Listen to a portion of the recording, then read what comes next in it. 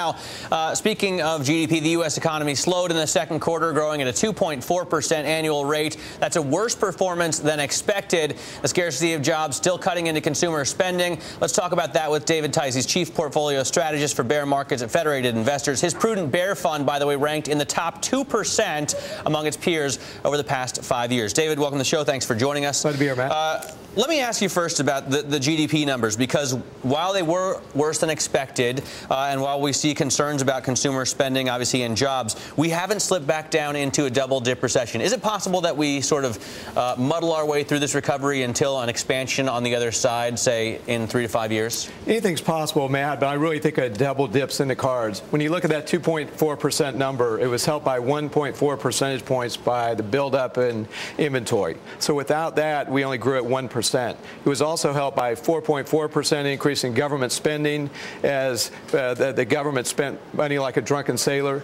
Also, you look at residential construction was up 28% due to tax credits. So without those two factors, we would have been flat. And this was with massive stimulus. The government, though, is spending less. We see less of these fiscal stimulus programs for the consumer and less spending in the business arena as well. And yet, corporate profits have beaten by, I think, 77% of companies that have reported have beaten estimates, and we've had a real expansion in corporate profits in the second quarter. Why do you think that companies are doing so much better than consumers? Well, corporations are doing well because they've really cut back labor.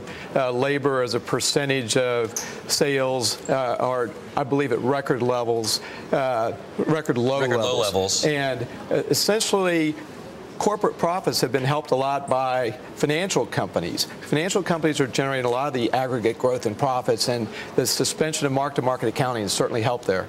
So you don't expect companies eventually to start hiring. They're holding a lot of cash, obviously. They're starting to build plants. They're starting to make equipment purchases, but you don't expect them to start hiring and to work unemployment back down into another expansion. Well, June was a lot worse than April and May, and therefore we've had a number of indicators get dramatically worse just in the last few weeks. You look at consumer confidence, you look at retail sales, you look at several other indicators that have come out. Housing has remained weak.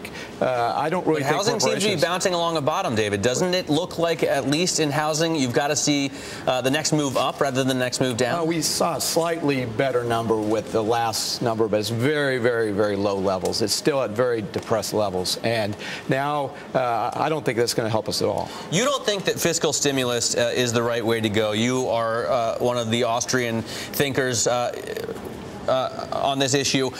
But what's the alternative? If you can't try and if the government doesn't try and boost the economy with fiscal stimulus, and we see a drop in growth, what do you expect? Unfortunately, the alternative is not pretty.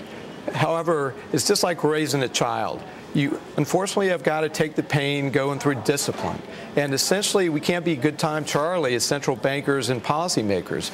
Warren Harding ended up cutting spending and cutting taxes back in the 1920-21 depression. That depression started worse than the 1930s depression, and we got out of it very quickly because we let the economy take the pain. We have seen, though, a huge drop in stocks since the high in 2007, a huge drop in home prices since they peaked as well. I mean, have we deleveraged a significant amount, or is there a lot more to go?